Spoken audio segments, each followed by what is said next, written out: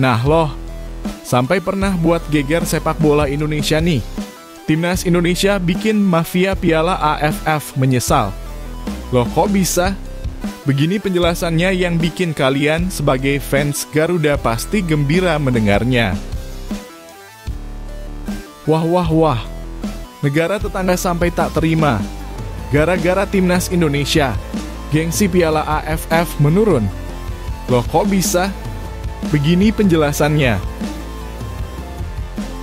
Hahaha.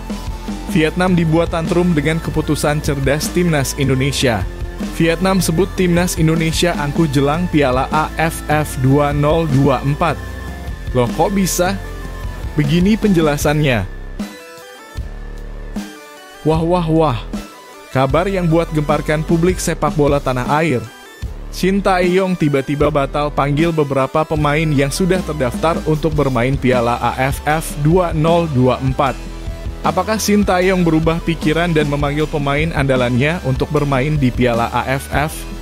Yuk saksikan beritanya hingga selesai.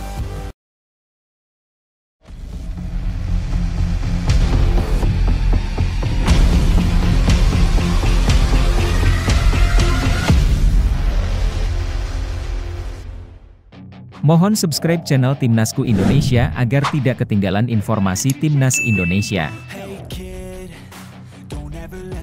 Gara-gara Timnas Indonesia, gengsi Piala AFF 2024 menurun. Keputusan Timnas Indonesia untuk menurunkan pemain U22 di ajang Piala ASEAN Mitsubishi Electric Cup 2024 memicu perdebatan luas. Pengamat sepak bola Malaysia Zakaria Rahim menilai langkah ini membuat gengsi turnamen bergengsi Asia Tenggara tersebut menurun drastis. Dalam pandangannya, turnamen ini seharusnya diikuti oleh tim-tim terbaik dengan pemain senior, bukan pemain muda yang lebih cocok untuk ajang seperti SEA Games. Langkah Timnas Indonesia untuk mengandalkan pemain muda didasari oleh strategi pelatih Shin Tae-yong, yang tampaknya lebih memprioritaskan pengembangan pemain muda sekaligus mempersiapkan mereka untuk kompetisi tingkat Asia. Dari 33 pemain yang dipersiapkan, hanya 10 yang pernah membela tim senior dan hanya 1 pemain, Asnawi Mangkualam, yang berusia di atas 22 tahun. Keputusan ini tentu menimbulkan tanda tanya. Apakah Indonesia menganggap Piala ASEAN ini sudah tidak lagi setara dengan ambisi mereka? Sebab pernyataan yang sering muncul adalah bahwa Indonesia ingin fokus pada kompetisi yang lebih tinggi seperti kualifikasi Piala Dunia dan Piala Asia. Namun, apakah langkah ini justru meremehkan pentingnya Piala ASEAN bagi sepak bola Asia Tenggara? Zakaria Rahim menyoroti bahwa jika langkah ini ditiru oleh negara-negara lain seperti Malaysia, Thailand, atau Vietnam, maka gengsi turnamen akan menurun. Ia menyatakan bahwa turnamen ini memiliki tempat tersendiri bagi sepak bola kawasan. Baginya, Piala ASEAN adalah panggung utama bagi pemain senior untuk unjuk gigi, bukan sekadar ajang eksperimen bagi pemain muda. Namun di sisi lain, keputusan Indonesia juga bisa dianggap berani. Dengan mengandalkan pemain U22, Indonesia memberikan kesempatan emas bagi generasi muda untuk mengasah kemampuan di level kompetisi yang lebih tinggi. Jika berhasil, ini akan menjadi langkah revolusioner dalam membangun masa depan sepak bola Indonesia. Tetapi jika gagal, kritik tajam tentu akan kembali dilayangkan, terutama dari mereka yang menganggap timnas seharusnya mengejar gelar juara di setiap kompetisi. Menarik untuk melihat bagaimana hasil akhir dari strategi ini. Timnas Indonesia berada di grup B bersama Myanmar, Laos, Vietnam, dan Filipina. Tantangan berat menanti, terutama menghadapi Vietnam yang selalu tampil kuat. Sementara itu, Timnas Malaysia masih belum menentukan skuad yang akan bertanding, tetapi harapan besar ada pada pelatih Paul Marty Vicente untuk menurunkan tim terbaiknya. Bagaimana pendapat Anda? Apakah keputusan Timnas Indonesia ini tepat atau justru menurunkan gengsi Piala ASEAN? Apakah Piala ASEAN masih layak menjadi prioritas utama? Tulis pendapat Anda di kolom komentar.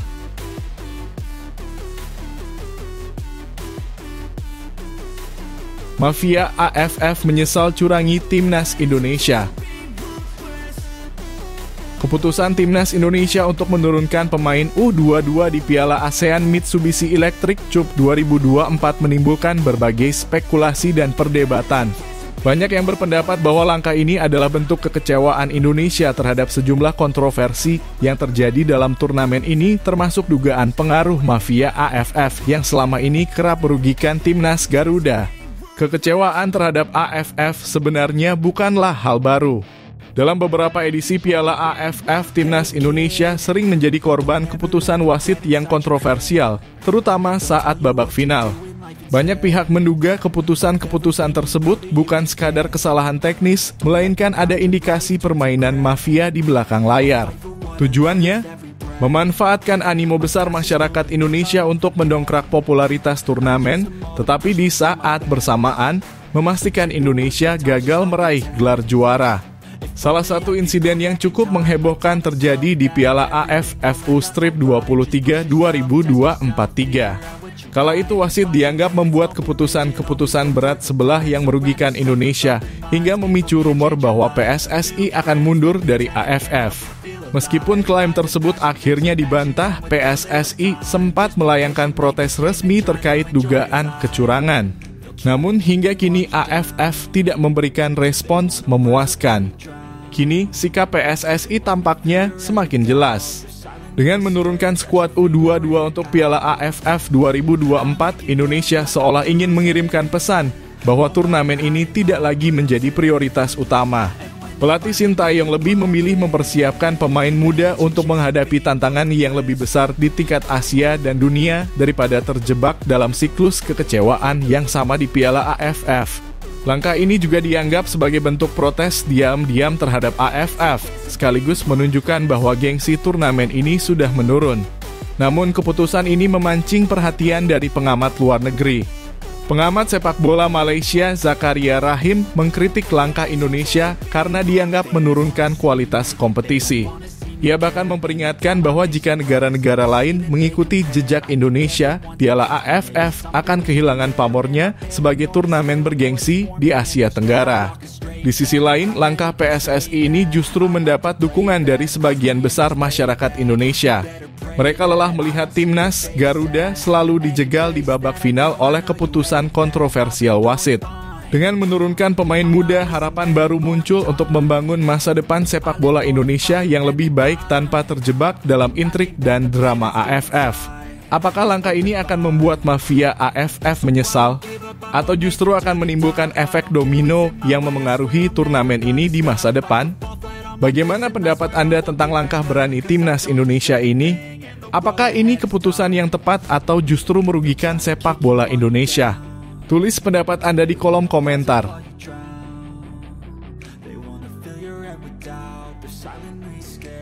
Vietnam sebut timnas Indonesia angkuh jelang Piala AFF 2024. Piala AFF 2024 belum dimulai, namun tensi antar negara peserta sudah terasa. Kali ini, kritik datang dari media Vietnam, Doc Nhan, yang menilai timnas Indonesia bersikap angkuh dan tidak serius menghadapi turnamen ini. Kritik tersebut dilontarkan setelah melihat beberapa keputusan yang diambil oleh timnas Indonesia menjelang turnamen. Timnas Indonesia yang tergabung di grup B bersama Vietnam, Myanmar, Laos, dan Filipina memutuskan untuk menurunkan skuad yang didominasi pemain muda. Nama-nama seperti Arkan Fikri, Arkan Kaka, dan Kakang Rudianto menjadi sorotan menggantikan sejumlah pemain senior yang tidak bisa bergabung akibat Piala AFF bukan agenda resmi FIFA. Akibatnya, pemain seperti Tom Haye dan Jay Itzes tidak bisa hadir karena jadwal bentrok dengan kompetisi klub mereka di Eropa. Meski begitu, beberapa pemain senior tetap dipanggil seperti Marcelino Ferdinand, Pratama Arhan, dan Ivar Jenner untuk menjaga keseimbangan skuad. Namun Doc Nhan menilai keputusan ini mencerminkan sikap meremehkan dari timnas Indonesia. Indonesia menggunakan skuad sekunder dengan mayoritas pemain muda yang belum berpengalaman di level internasional. Ini menunjukkan ketidakpedulian terhadap Piala AFF 2024, tulis mereka. Selain itu, keputusan PSSI untuk memilih Stadion Manahan, Solo sebagai kandang timnas Indonesia di babak grup juga mendapat kritik. Menurut media Vietnam tersebut, penggunaan stadion yang lebih kecil dibandingkan Stadion Utama Gelora Bung Karno (SUGBK) menunjukkan Indonesia tidak menganggap penting turnamen ini. Indonesia bahkan tidak menggunakan stadion terbaik mereka untuk menyambut lawan. Sikap ini menunjukkan keangkuhan, terutama mengingat mereka belum pernah menjuarai turnamen ini, tambah mereka. Namun di balik kritik tersebut, keputusan Shin Tae-yong dan PSSI tampaknya memiliki dasar yang kuat. Fokus utama timnas Indonesia saat ini adalah persiapan kualifikasi Piala Dunia 2024 yang akan berlangsung pada Maret 2025. Dengan memilih pemain muda, Piala AFF menjadi ajang penting untuk membangun pengalaman dan mentalitas sebelum menghadapi tantangan yang lebih besar. Kritik ini tentu memancing reaksi publik. Apakah langkah Shin Tae-yong dan PSSI ini adalah strategi yang tepat untuk masa depan sepak bola Indonesia? Ataukah keputusan ini memang mencerminkan sikap kurang serius terhadap Piala AFF? Bagaimana pendapat Anda? Apakah kritik dari media Vietnam ini beralasan atau justru menunjukkan tekanan yang mereka rasakan dari potensi timnas Indonesia? Tulis pendapat Anda di kolom komentar dan dukung Garuda di Piala AFF 2024.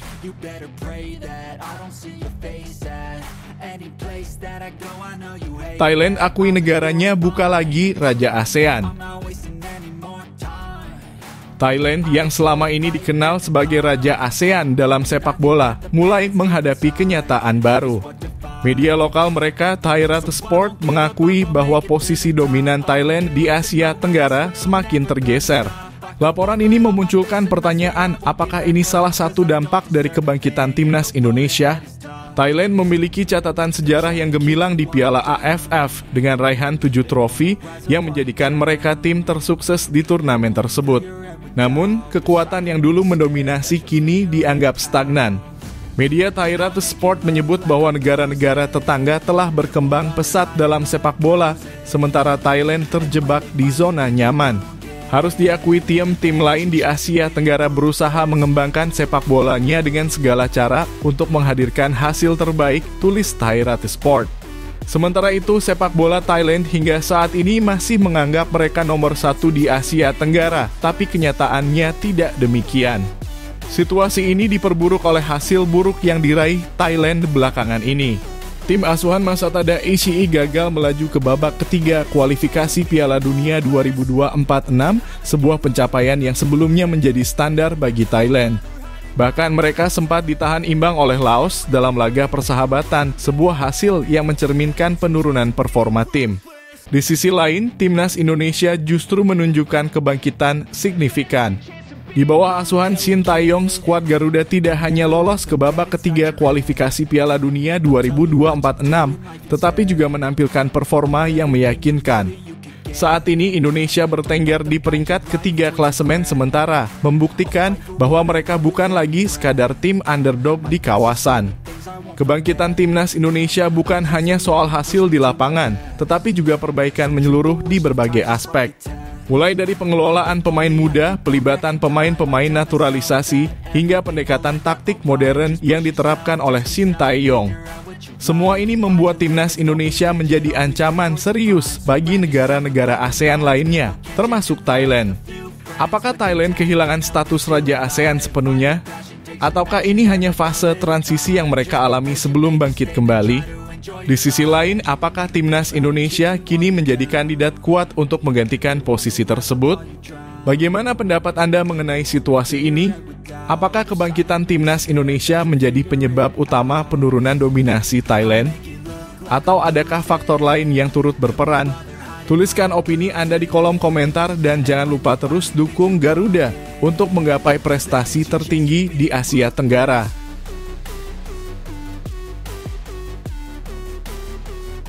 Malaysia tak disarankan ikuti jejak timnas Indonesia di Piala AFF.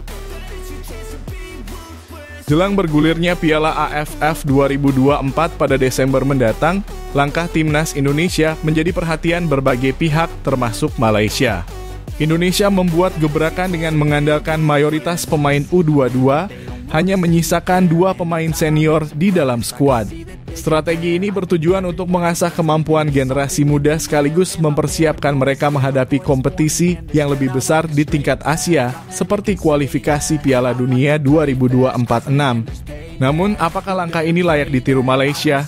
Zakaria Rahim, mantan manajer klub Selangor, menyarankan Federasi Sepak Bola Malaysia (FAM) untuk tidak mengikuti jejak PSSI. Menurutnya, Piala AFF adalah ajang tertinggi di Asia Tenggara yang semestinya diisi pemain-pemain terbaik. Ia menegaskan bahwa Malaysia harus fokus pada target menjadi juara, alih-alih menjadikan turnamen ini sebagai panggung eksperimen pemain muda. Saya sudah melihat daftar pemain Indonesia.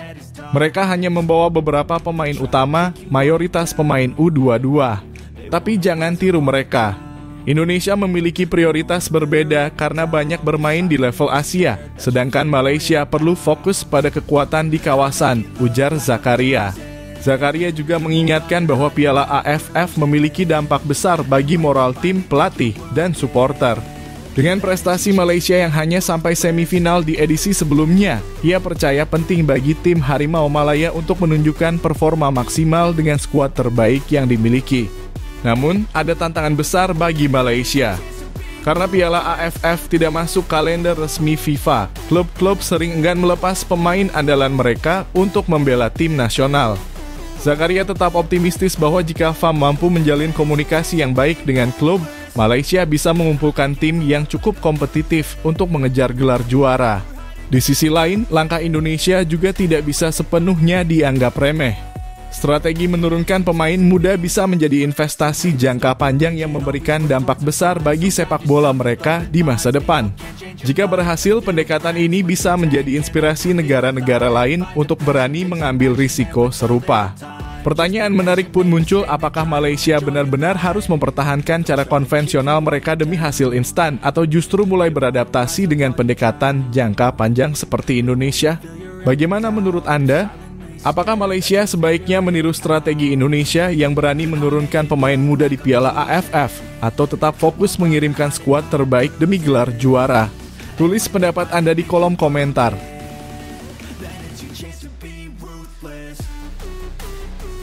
Timnas Indonesia jauh tinggalkan Malaysia dan dekati Vietnam.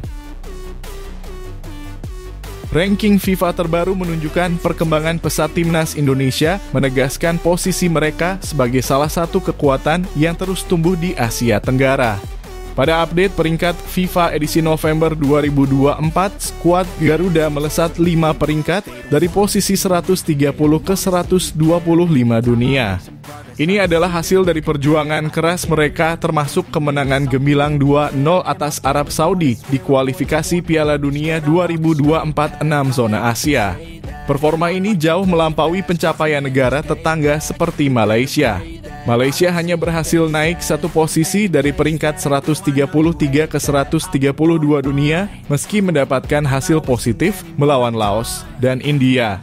Sementara itu, Vietnam tetap mempertahankan posisinya di depan Indonesia dengan menduduki peringkat 117 dunia meski tidak memainkan pertandingan. Keberhasilan Indonesia ini bukanlah hasil instan.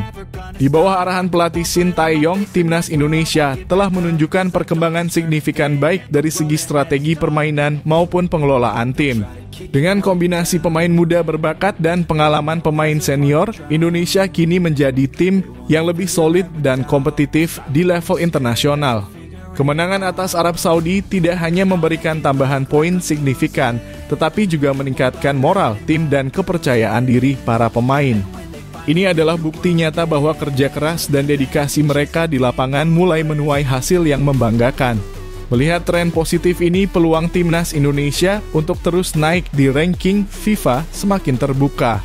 Jika mereka berhasil menyapu bersih 8 pertandingan di Piala ASEAN 2024 dengan kemenangan, Indonesia diperkirakan akan melesat 6 posisi lagi mendekati Vietnam di peringkat 119 dunia. Namun, tantangan besar sudah menanti. Pada Maret 2024, Indonesia dijadwalkan menghadapi 2 laga penting melawan Australia dan Bahrain di kualifikasi Piala Dunia 2024. Jika mampu mencatatkan hasil positif di pertandingan ini, lonjakan peringkat FIFA mereka akan semakin signifikan. Pencapaian ini tentunya menjadi momen yang membanggakan bagi seluruh rakyat Indonesia. Timnas Garuda tidak hanya menunjukkan peningkatan performa, tetapi juga mengangkat nama bangsa di kancah internasional. Perjuangan mereka layak mendapatkan apresiasi tinggi dari seluruh pecinta sepak bola tanah air. Bagaimana menurut Anda? Sudah saatnya kita memberikan dukungan penuh untuk perjuangan Timnas Indonesia. Tulis apresiasi Anda di kolom komentar dan mari kita terus mendukung Garuda untuk terbang lebih tinggi.